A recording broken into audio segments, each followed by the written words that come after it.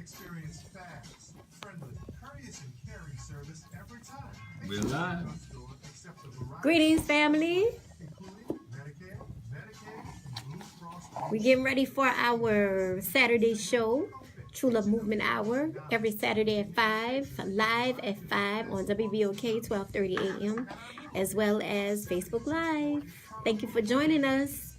Share the show, and we're going to get it in real soon. Brother Shaq's on his way around.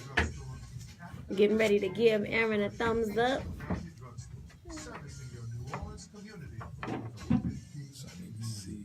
I can do it. Because I don't.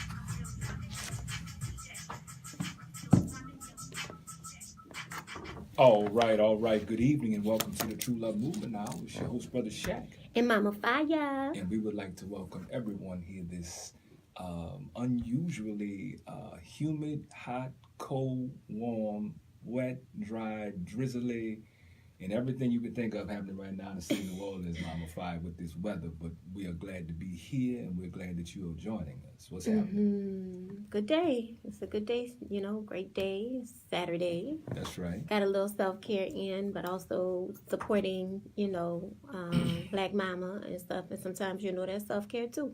That's right. So shout out to Mama Radnika and little Iyame. Shout out to them for sure, man. Yep. And but besides that, maybe I'll get some self-care in later, Brother Shaq. Definitely. It's definitely on the list and on the menu. Family, we got to schedule that like we schedule everything else. Yep. We actually have to schedule in time because sometimes we just run out, And speaking of running out of time, shout out to Mama Vera, Mama Jennifer, and everybody over Community Book Center. Wrapping up the second day of the readathon. Yes. Something we ran out of time on, as well as had some unexpected family support we needed to provide, while the same thing was going, but we did promote and advertise and was part of the fundraising efforts to make sure it was successful. And by all accounts, social media was well attended. Some really powerful people were there reading, some powerful authors. And it's so good to, the nerd that I am, Mama Fiyah. I love to see that, what I'm saying? I love to see how people gather and getting together and reading things that they wrote and things about people who have inspired them and so forth. So if you get a chance, family, check out the social media on Community Book Center and the readathon just to kind of catch the highlights, see what you missed and what you might want to do to contribute next time, as well as making sure you're going to Community Book Center and not going online to the online retailers, but going right here. Going to Barnes & Noble. Or going to any online any retailers. Of those places. Go to our people. Go to our people. 35 years Community Book Center has been there for us, and we want to keep that going, family. So shout out to them. So much happening here in the city of New Orleans, but we are honored that you've chosen to roll with us for this hour. It's going to be a fast hour like always. You can certainly join the shout out to our Facebook Live family. If you like us on Facebook, you can see us live here in the studio. Of course, we'll do what we can to comment in real time, as well as on your AM dial at 12:30 a.m. and of course on the World Wide Web at www.wbok1230m.com, as well as the WBOK 1230 AM app available on Google Play and the App Store. So, Mama Fiyah, we got a jam-packed show. Shout out. I know you're going to bring it. Well, shout out to everybody who joined us for True Love Movement Tuesdays, too, man. We really appreciate that 9 o'clock hour. We know a lot of things are going on with us with homework and helping children and taking baths and cooking and what have you. But shout out to everybody who joins us every week for the True Love Movement Tuesdays. Yes. And of course, you can catch that on YouTube, on the True Love Movement YouTube channel if you missed the last one. And unlike the True Love Movement Tuesdays, this is only an hour show. And so we got to jam it all in and get it in and get it out. And like Mama Fiyah said, we got to hit it and quit it. So without any further ado, today is a major topic that we want to bring in the way that we can bring it. And it's called In the Presence and Absence of Black Men. Once again, today's topic for this December 8th, 2018 here in the city of New Orleans on the True Love Movement Hour on WBOK 1230 AM. Real Talk for Real Times is in the presence and absence of black men. Yeah, where did this inspiration come from, Brother Shaq? Well, Mama Fiyah, this inspiration came from so many different places, particularly my own work and working specifically with black men and boys and, brothers who obviously are in relationships and have children and just, real present exchanges and interactions that I've had personally.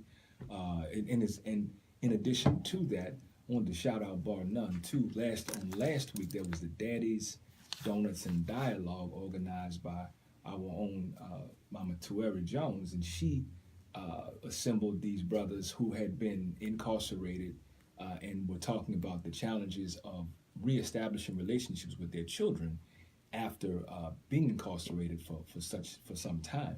And of course, we know that is a very specific need, and one of the things that came to light in there is that brothers are struggling, whether they're incarcerated or have been incarcerated or not, with regard to relationships with their children and just a myriad of other things that black men struggle with.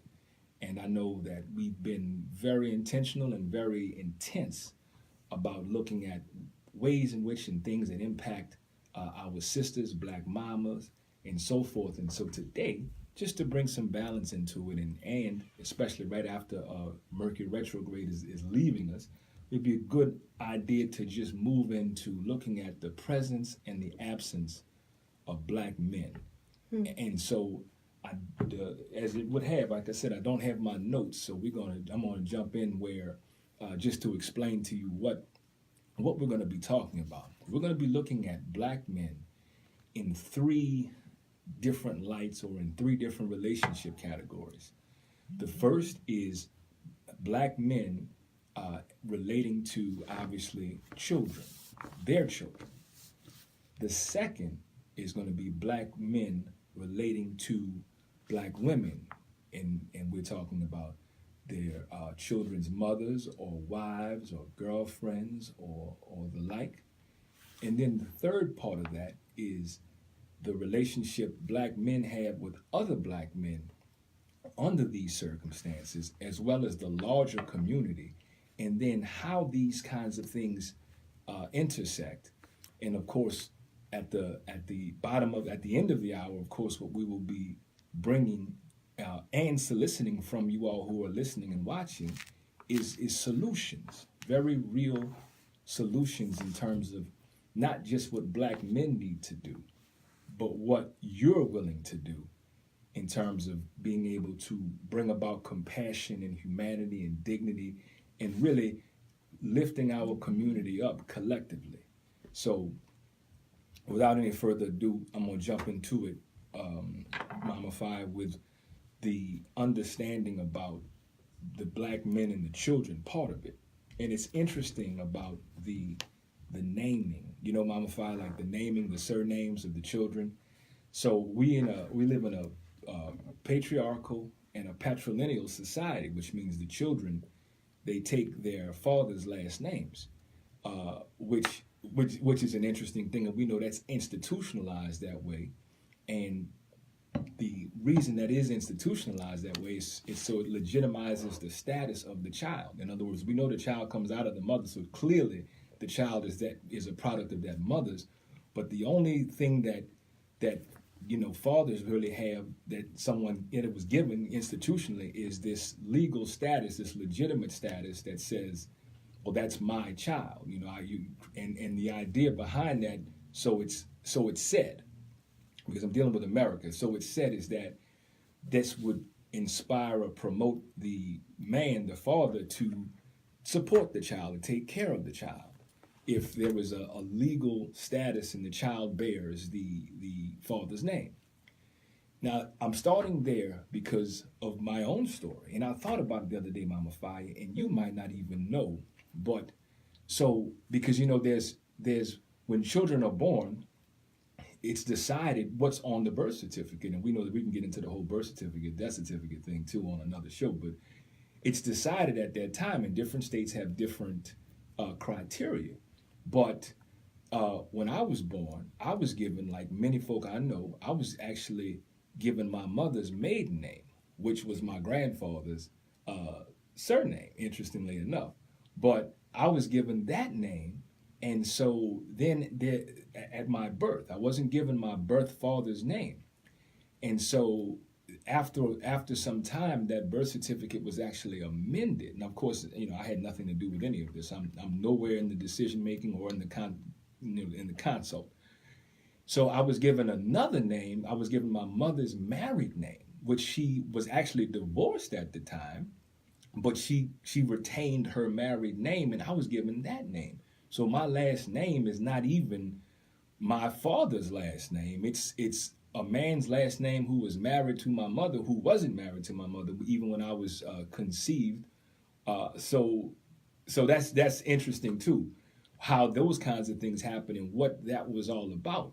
I'm bringing up my stories because based on what both of my parents told me, and they're both ancestors now, so rising power to both of them, and though I wasn't there and I had nothing to do with how it happened, it very well did happen, and that had an impact. Definitely. Which is kind of the story for all black people. Though we don't know all the way how it happened, we know it did happen. But at any rate, so my mother was trying to conceive. She was trying to get pregnant, and my father at the time, he was married, but he was separated from his wife.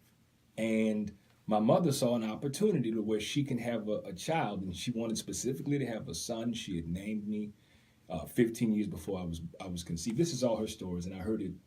I heard it enough times to know that it's true. Like, she was for real about it, and that it would be her opportunity to do something right, her redemption, which tells you a little bit about the life that she was living, or her perception of that life in terms of value. And so my father was a great candidate because he was just kind of having a good time. He really wasn't looking to, this wasn't, as Mama Nicole would say, conscious conception.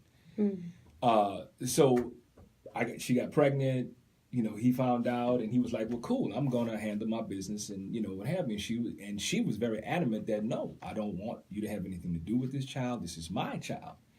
And that I'm going to raise him and care for him, blah, blah, blah. And that was very deliberate, and that was part of the reason why he wasn't on the birth certificate. And he didn't really have a whole lot of say in that at that time, and who knows if he wanted to make a big stink about it. He was married. I mean, there's all these kinds of things going on. So that's one way I get a last name that ain't got nothing to do with me or anybody else. And that's not the most unusual story, because there are many people who have a similar kind of story, that they take their mother's quote unquote maiden name and not their father's last name whatsoever. And so I'm just raising that up because we got to look at some of the psychology behind that, and also looking at too how it's funny how a woman has to give up her name when she gets in a relationship, when she gets married, but then a man gets to add his name to the child's name. So at any rate. Well, can I add something? Please. Just add my own little voice in it. And so part of me that is directly connected to what happens legally in the state of America, KKK, believes that I really should have named my children after me.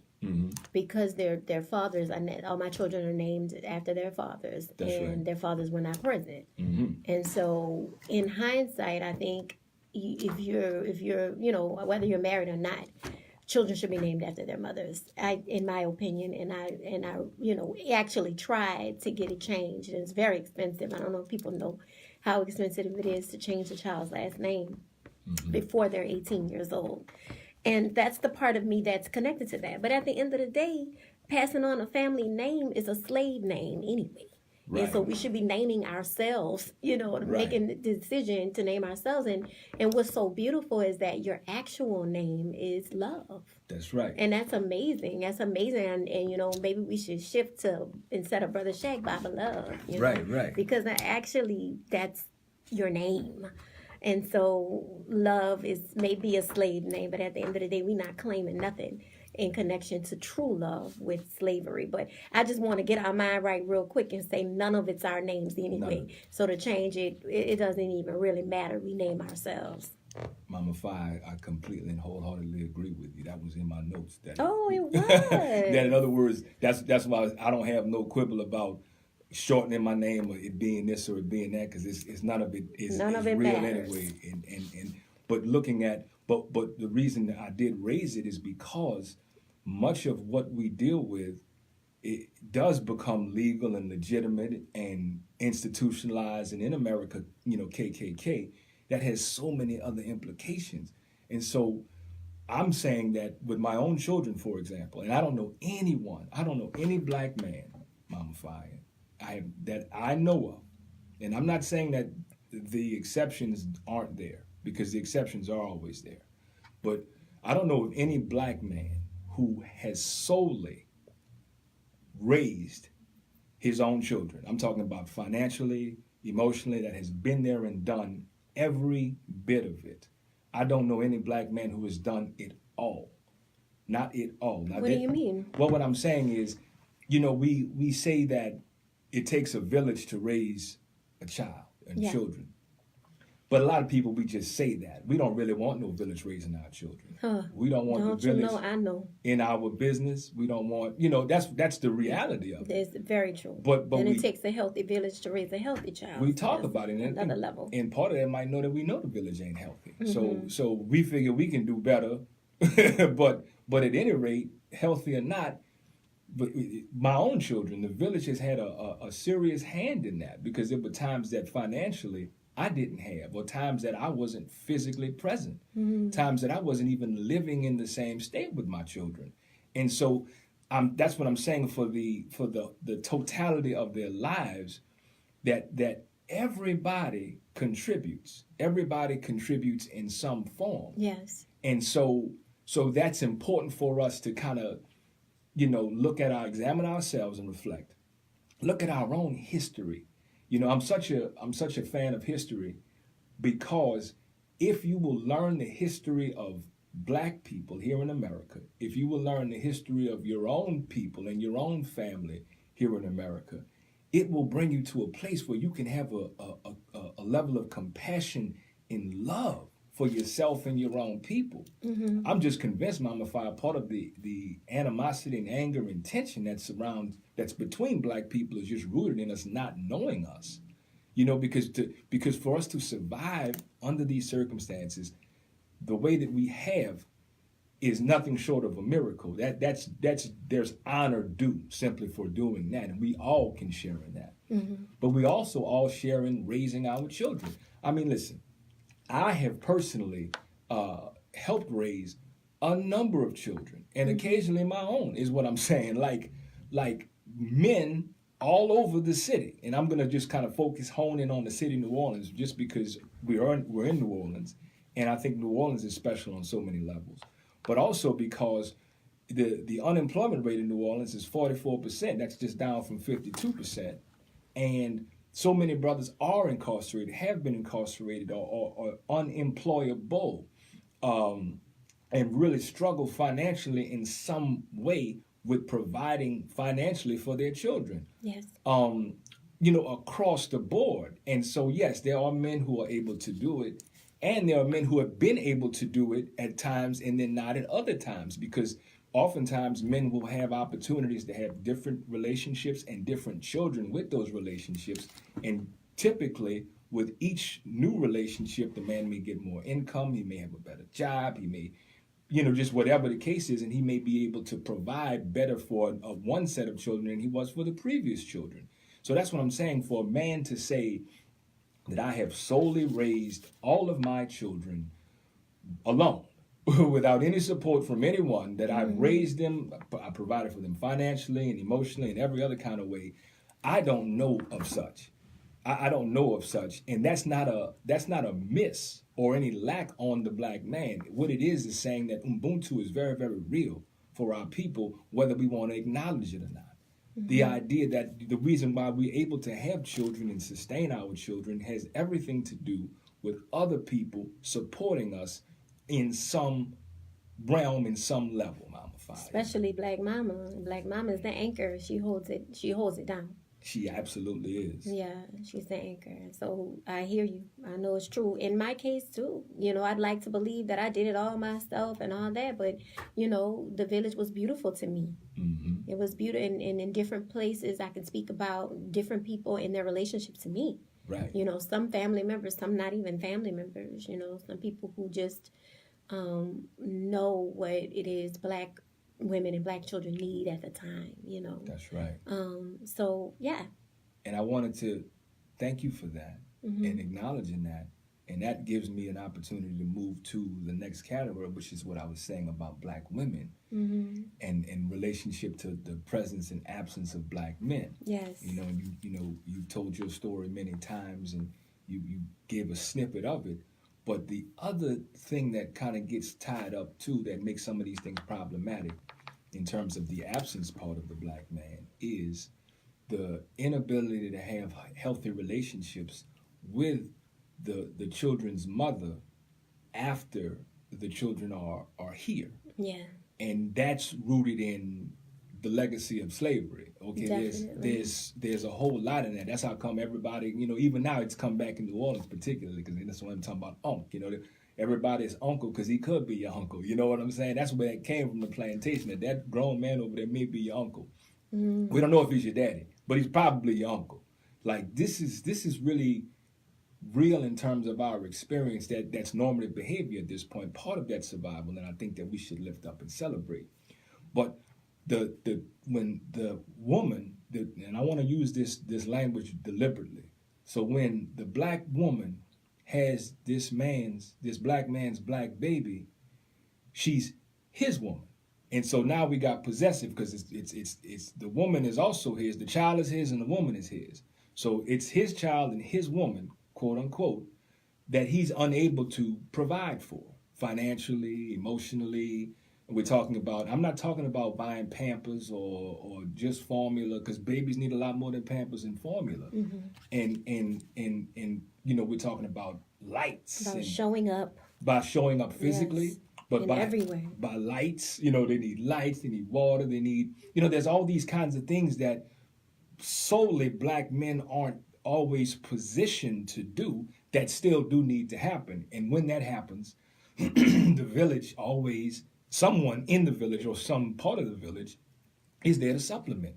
Because just because the woman is no longer his woman, doesn't the child and the child's mother deserve to have humane experience, good treatment, lights, food, clothing, shelter, and the like? Because that's a human thing.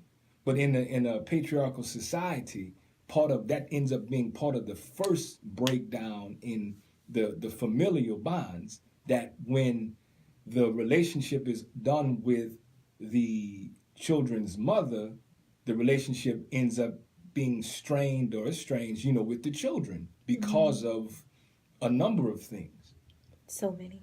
And did you want to add something, Mama Fiyah, just in terms of experience? Yeah. It's very heartbreaking to have a child with a man who leaves and is absent and doesn't show up. It's heartbreaking on so many different levels, because you feel guilty that you did this thing, and now the children won't have their fathers, which has a huge impact. Me not having my father in my life on a daily basis as a father in the home had a huge impact. You not having your father, Brother Jake, had a huge impact. We know that this is part of the problem. But, when you're actually in the midst of this, and you've had a child, and you've done what you can to keep the relationship together, and you've done, you're talking and all this, and there's an exit by the father, it's really heartbreaking. And so you're parenting on a heartbreaking level, on a heartbroken level. Right. You're not able to fully give, because you're like I said, you're guilty, you're sad, you're feeling depressed, and all these different things, and so that does have an impact on the child and what the child is getting, Right. and then we bitter, and we can blame, and we want to hurry up and get in another relationship so somebody can help take care of us, the baby. It's a lot of different things, and I'm just speaking from experience, Right. Not theory. not there at all. The things that happens to black mama when black daddy escapes, or leaves, or doesn't show up in every way, and we know there's so many different reasons why this happens. Ooh, yes. But in the presence of black men, I know this is about in the presence and the absence. The absence, we speak about the absence, Brother Shaq. We know, talking about me and you personally know the absence. Definitely. As far as the presence, though, the presence is an amazing thing. Even if you're just showing up, even if you cannot put anything on the light bill, even if you can't bring Pampers, but you are just showing up to provide support in some way. You know what I'm saying? That to me, Brother Shaq, makes a difference. Right. That presence, just being in the space with your children. And I know this has everything to do with relationships and these things as well, but I want to feel the presence of black men. I want to feel what that feels like in our community. And I think you can tell me, Brother Shay, would you ever not show up because there was nothing for you to bring, or there was nothing that you thought you could bring to the situation? Yes, I know there is, because we're in each other's sphere of influence, and so I do know there have been times where you thought that you couldn't show up. That's right. Right? And my message to black men is show up anyway, please. Mm-hmm. Show up anyway. Now, if you can't, if you're in a different country, or if you're in a different state and you don't have any money, that's one thing. But if you're in the same city with your child and you have a way, you have a bus token, you got enough money to catch the bus, show up. Mm-hmm. Because it makes a difference. Nobody's got their hands out, and a lot of times they do, which is the issue too. Right, that's in there. But in hearts like mine, and like maybe your children's father, your children's mother, or the most black women just need you present. That's right. That's right. You just mentioned about you want to feel the presence of black men. Yes. And I want to clarify this. I'm not saying what you said, or you didn't say all of what you want to say, but I think what you also want to feel the presence of healthy black men. Oh, definitely. And that goes with, that of course that goes with staying, because this is True Love Movement. Right. And even, you don't even have to be healthy to come. Just don't bring any harm. Right. Like if we said that I want the presence of healthy black men, how many black men gonna show up for real? Right. We got a lot of work to do. That's right. But as long as you're not bringing any harm or any harmful energies to the space, still show up, brother. You might get a healing in the space. That's right. You might get something that you need. That's right. So, yes, I do want healthy black men. Right. Healthy black men, yes. But still, we need you to show up, whether or not, because what is healthy? In your own mind. You may be a healthy black man who loves your children, but don't think you're healthy enough. Right. And that come to the space. Right. Come into the space with your children. Come into the space with your children's mothers, and see that your presence makes an awesome difference. That's right. I interjected and added that healthy bit only because A, we know that's most desirable. Yes. But B, so that there is a reflection on that particular adjective, and brothers recognizing that, hey, maybe I'm not the healthiest, and that this is an opportunity to confront that. Yes. You see what I'm saying? And so if I'm not the healthiest version of myself, maybe I need to work on that. And the reality is, again, many times the children that we have are not that beautiful concept of conscious conception. The children that we have come as we're trying to find pleasure and some relief from this oppression. Many of the relationships that we form are formed out of lack. Mm. That has been the reality of how we have engaged while on the plantation, that these things have not even begun from a healthy place. And not to any surprise, and I'm just trying to say all of it, that is something we have to remember in America, that as those who have come to be called black, we don't even know who we are on a collective level as healthy human beings. Right. We have not experienced ourselves or each other in that way. So I'm saying that this is a deficit model, and that if we understand that it's a deficit model, we can have reasonable expectations about what it is that we are able to do inside of it, that we are doing everything that we are talking about in conceptualizing inside of an oppressive experience, and that we can't ignore. That's why I say the history is so important, not just for other things, but really for your sanity, and that there's reasons why it doesn't work. And talking about the unhealthy and the lackful model, because there are black men who are not present who are unhealthy, yes, and they've been very destructive and detrimental, and that has been part of the reason why the relationship wasn't able to remain secure. Why is the black man like that? Well, look what has happened to the black man since he's been in America. And one of the chief things that the black man always was is of particular value. The black man is associated with what he can produce. And now that he's produced this child, like you said, you got to show up with something. You can't just show up. Like, brothers don't have the message that, well, you just show up and hold the baby and say hello and all of that. Yes, the idea is like, look, I ain't got no money. A relationship. I ain't got no money. I ain't got no pampers. and then there's the shame factor, because the other part I wanted to address too, Mama Fiyah, which as a black woman, though you have seen it, you've experienced it on that end, on the receiving end of it. A big part of what the black man's struggle is that he isn't the white man.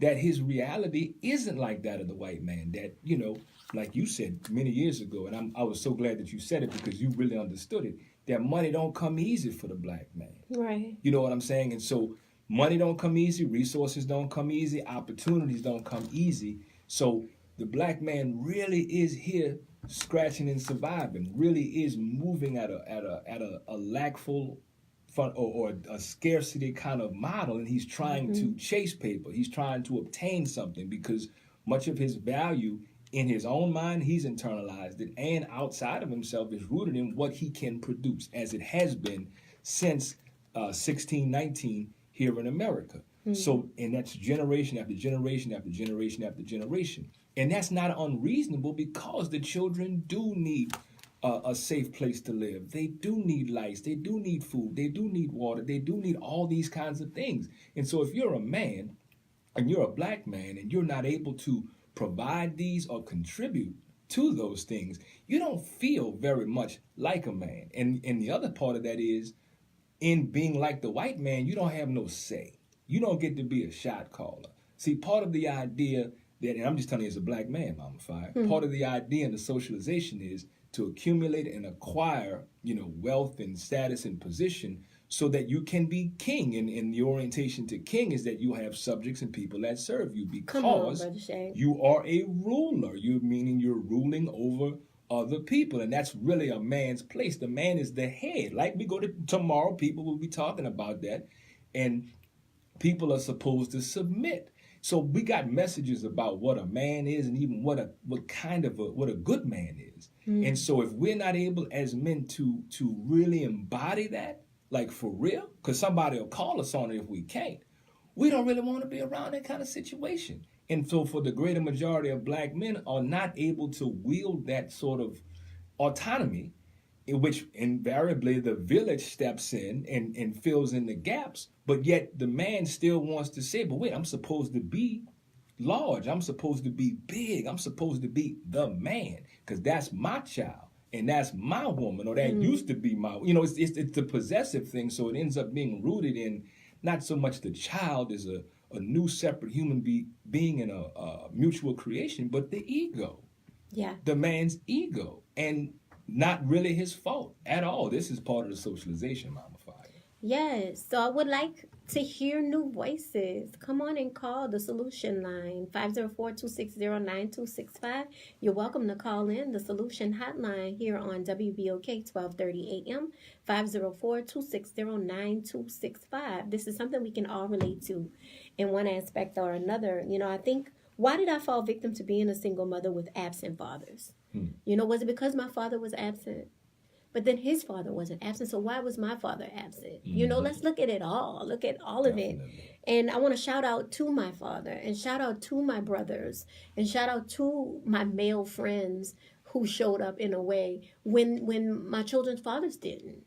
You know, no, there wasn't a father in the home, but there was my dad, and there were my brothers to show my boys, you know, what it meant. And I, you know, also, Black men don't realize something is like just being in the presence of a child, of a baby, of a child that loves you, can give you some life. You know what I'm saying? It could give you some motivation or inspiration. It could give you some, you know, if you need to just turn a corner. Right. Look at what you've created. Be present in what you've created. That's enough to give you some life. You know, it's a beautiful thing. And that's just my cry for my brothers. And your cry is heard, Mama Fiyah, as the brother just said on and we don't have the full, Frank FP just said being capable. There is a truth in capacity, because you mentioned how your father's father was there in the home, but yet your father, in your experience, wasn't like that.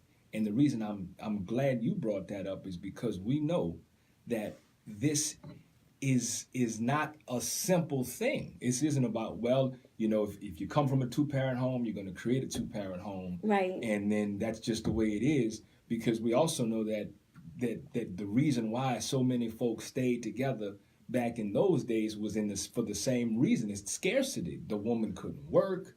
She couldn't make any of her own money. So our people were together in survival units, as you know, our great ancestor Francis Cress Welsing would call it. That appeared to be a family, but we don't always know the mechanics and dynamics. Right. I'm bringing that up too because so many of our people who are watching and listening are very much so obsessed with celebrity, and they've been socialized to do that. So I'm not judging them, but obsessed with celebrity and what these people are doing who are quote unquote rich and famous and rich and infamous. And they'll notice how they'll go from relationship to relationship and have children here and children there. And what I want to say is those people who are in there doing that, what they have resolved is the financial piece. And so when they're not in a relationship for the money part of it, they're not in a relationship to make sure that they got a roof. They're not in a relationship for that, so they can leave it and go do something else and do something else and do something else and have all those things. And that's part of the reason. I'm not saying that's right or that's wrong. I'm just saying that that's part of the challenge with us coming from a legacy of poverty and a legacy of having to stay together and having to be together just to survive. That our choices have limited them in many ways, and it's rooted in that particular deficit, Mama Fiyah. That's the one thing. Again, I want to give that solution line number out and invite our first-time callers, 504-260-9265. Again, that calling number is 504-260-9265 for the True Love Movement Hour today, what we're talking about in the presence and absence of Black men. We still got a lot more to go, and we're going to jam it up because we got to talk about, too, how this kind of dynamic, we got to talk more about the presence part, Mama Fiyah, but we also got to talk about how this kind of dynamic also brings tension between Black men. And I'm talking about the Black men who may be in the children's lives after, or the Black men who may step in to support because they were with the woman and the woman was in their arms and the baby was in her arms. And brothers, we know brothers are sometimes not there because they were incarcerated. Sometimes they've been killed. There's all kinds of reasons. So we won't, broad stroke this and say that every Black man is like that and every single circumstance is the same. But our ability simply to confront the reality of the power of the presence in absence of Black men is a start, Mama Fiyah. Definitely a start. We got the lines lit up too. Thank you for holding. What's happening? Hey, all right. What's happening, brother? Hey, it's been a while since I called, but I'm so happy y'all still on the line. Oh, yeah, man. Thank you for calling. Thank you for calling. Yeah, I just want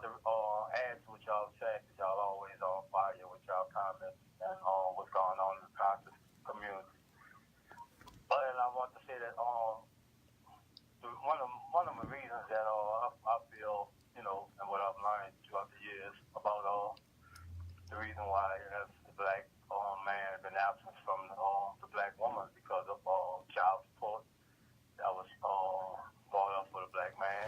Mm-hmm. And during the early years in the late 70s and 80s when it was coming up, the black man couldn't stay with the woman doing food stamps and welfare, where the black man couldn't stay with the wife. That's right. He had, and I just feel as though, like, even though there was times when I was working and they would call me and tell me I had to come down on Tulane and answer all these questions. I think all that was by design too. Right. Definitely. And the comment about the part that you were saying about the absence, and even Mama Fiyah was saying that just the man presence in the home is just as prevalent enough, because the children feel that presence and they be happy just to have that man at the house too. Because at one time, me and my wife used to be so mad with my daughter, with this guy she was involved with for years and years and years, and we had to just come to the point where we feel at least there's a presence in the home, and it worked out, because I've never graduated from school. My wife never graduated from school, and we worked out pretty well, and we had to give our daughter a chance, even though she graduated from school and had a bad lapse with her health and everything. But this man has stood with her to, he drank a lot, and he didn't cut it down some, but we just had to accept the fact that he was and still is in the present with his children and her born, and her firstborn, Right on, man.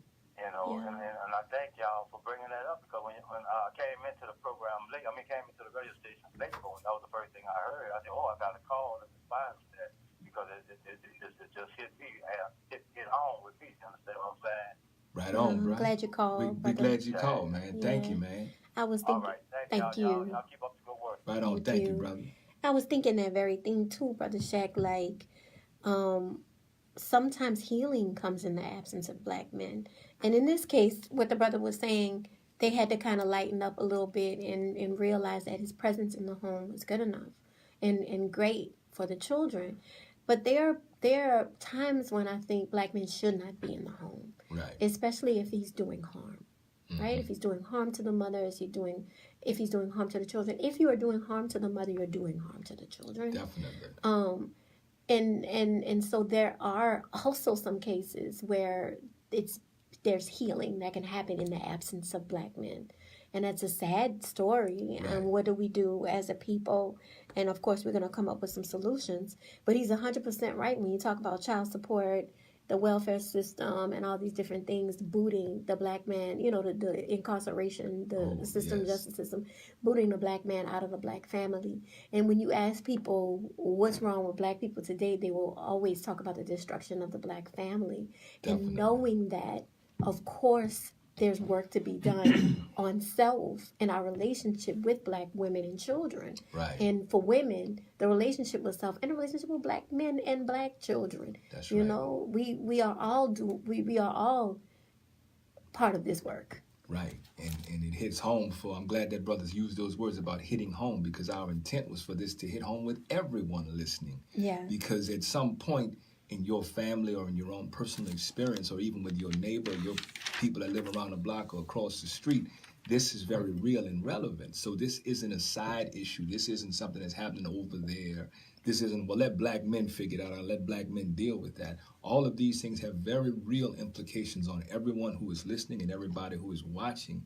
And shout out to everybody watching. We got Shantice, Denise, we got Natasha Wilson, sisters. We got Frank FP, we got Brother Nadir joining us. Man, I love when that brother joins us. We got Sister Anika watching, and many others we just can't see on the feed right now. But thank y'all for watching us too, getting that extra sense connection too. Mama Fiyah. And shout out to Brother Nadir for being a father that always is showing how to show up. That's right. How to be present with your children, how to show up, and also the impact of showing up. His children are amazing. All of them. And exactly. And so we want that in our hearts. And I think we need to reach out to brothers who are actually doing it. Definitely. He's certainly a hero of mine, and you know, he's done it and he's talked about it, you know, publicly and also privately. But beyond him talking about it, the proof is in what he's produced. And he and his wife have been doing this for decades, and they have been committed to doing it. And so we know that it does work. We know that it works. And I think he made mention that wasn't necessarily his situation coming up, nor was it hers. So there's proof that this is a matter of a decision. Yes. But beyond being committed, we do have to do that self-work to be healthy enough so that we can actually do these things. And then if we start off a little bit dirty, then we can come in and clean them up, Mama Fiyah. Mm-hmm. You know, I would love to hear the brother speak. You know, maybe next time if he's available, he can come on to the show with us, right, and speak about, you know, his truths about how to, you know, alchemize a family at its fullest potential, fullest extent. And as we're moving to solutions, the last piece of the talk for today, Mama Fiyah, the area we really need to hit is the tension between black men when it relates to another black man who is stepping in and stepping up, and oftentimes able to step in and step up for a number of reasons, but he's physically there in the home and he's providing a measure of financial support, emotional support, or whatever the case is. And the tension between the actual father and then the actual mother and all those kinds of things that are very, very real parts of folks' lives, because the black man has in his mind that there are things he's supposed to be doing, and he's got that feeling that he's not able to do it. And, you know, he also understands, as the brother said when he called, that there are these things that are traps. Many brothers are wrestling with child support. You know, sisters are using child support and other things to control and manipulate the relationship. There was a Mama Fiyah, it's always been the case, but I want this particular set of circumstances when a brother has a child one place, he moves on, has another child, then that the woman that has the first child, the first children, is trying to protect her interests and the children's interests, and she may hit with some child support, and that changes. I mean, like these are things that brothers are wrestling with, and so I'm saying that this is about acknowledging that there is so much pain and suffering amongst all of us, but that black men in particular that have been able to make children or father children or produce children and not really take care of the children in many, many ways. There's a lot of pain and anger and suffering going on just because it's heartbreaking. You got that part. Then you got the ego part that in this patriarchal society that say, well, I'm supposed to do it like this white man do it. And so you got that going on. And so you got this, and then you got whatever has happened individually with the brother and his father or lack thereof. And because we got multi-generational stuff happening here, Mama Fiyah. So even though we're running out of time and we do need to get more into solutions, I just wanted to bring up that, yes, brothers, there's tension. There's tension amongst brothers who, when brothers are supporting children that are not their children, because the father is unable or unwilling or whatever the case is, there's some tension there.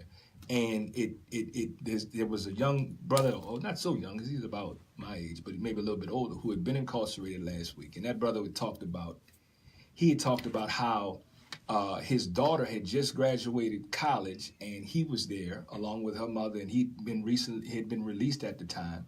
And he walked over to his daughter's mother's husband and shook his hand and said, "Thank you, bro."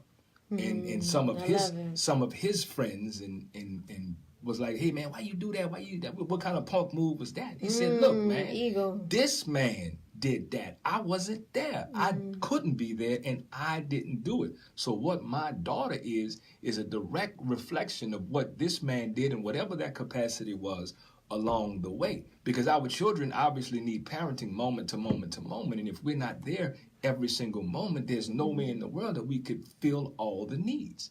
You know what I'm saying? So I think it's important also to be very realistic and contextual about how we're saying black men showing up, and my assertion that all of our children essentially in some form are going to be products of the village, healthy, or not healthy, but Right. products of the village, because we simply cannot be all places and do all things, even if we got the bread, Mama Fiyah. That's right. And you know how many sisters we know, black mamas and black women we know who say, you know, every black child is my child. Right. You know, and I think black men also need that idea too, that if I'm, you know, even in the moment, if I'm supporting a black child, if a child, you know, needs help tying his shoe, or if a child needs this and that, you can show up in that moment. That's right. That they're all ours. That's right. And they're ours to love, and there's ours to help heal, and there's ours to do no harm. Right.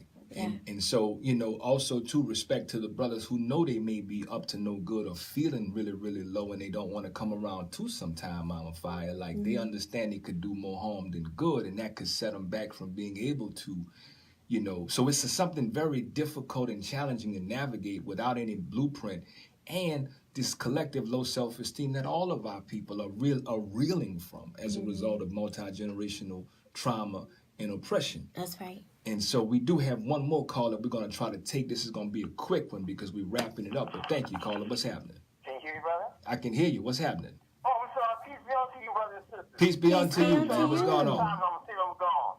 That's why that brother made that song back in the 60s called "Calling Him Brother, Calling Him Father." Y'all remember that song? That's right. Yeah, yeah. Yeah, that's why that brother made. He's talking about just what you talking about, brother. That's right. And when they made the Temptation movie, Otis had a stepfather. Uh-huh. Him and That's his right. baby brother. Y'all remember the movie? Yeah. But that song, calling him brother, calling him father with love.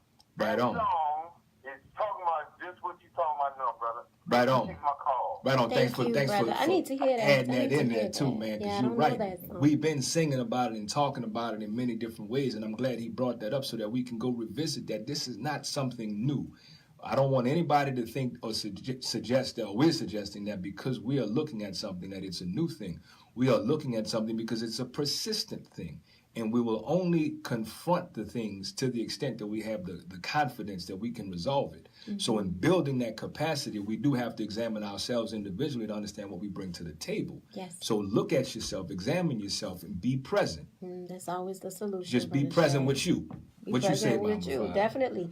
And you know, there's some spreading our seeds in the pathway of destruction Yeah. happening, you know, and we know that comes from a collective low self-esteem. We know where that comes from. But brothers and mamas and babas, can we start teaching our children to protect themselves and to wrap it up, and to know that when we conscious conception, you brought it up for a little while at the Right. beginning, that is everything. Everything. Conscious conception is everything. Nobody's saying don't have sex. Nobody's saying don't enjoy yourself. You know what I mean? In some cases, like we talked about on other shows, that's the only escape that some people feel like they have. Definitely. Be present in mind enough to know that you are alchemizing a human being when you are creating a child. That's right. You are alchemizing something. You're making magic when you are creating a child.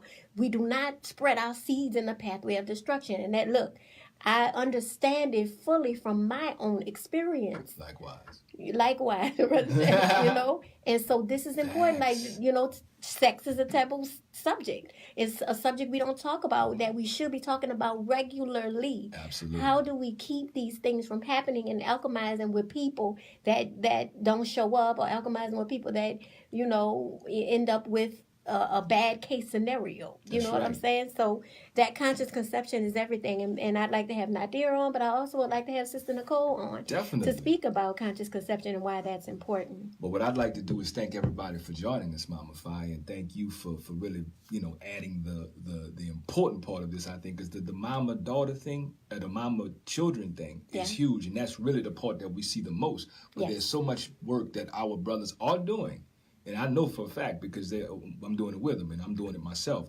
So we would like you to share the show with people you respect. Continue the thread. The thread doesn't die. It'll be on YouTube soon. Also share it with people that you respect. Like True Love Movement on Facebook, Instagram. Like True Love Movement on everything. Everything. Check out www.truelovemovement.com. Stay tuned for the front porch. They got a gang of folks that's coming in there for that. So be ready. All the mics are going to be on, and they're going to be hot.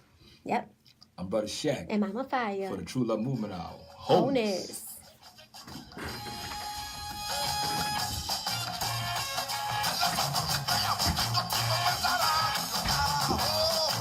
Yes. Mama Fiyah got up to it fast. Look at that. Honest. Later.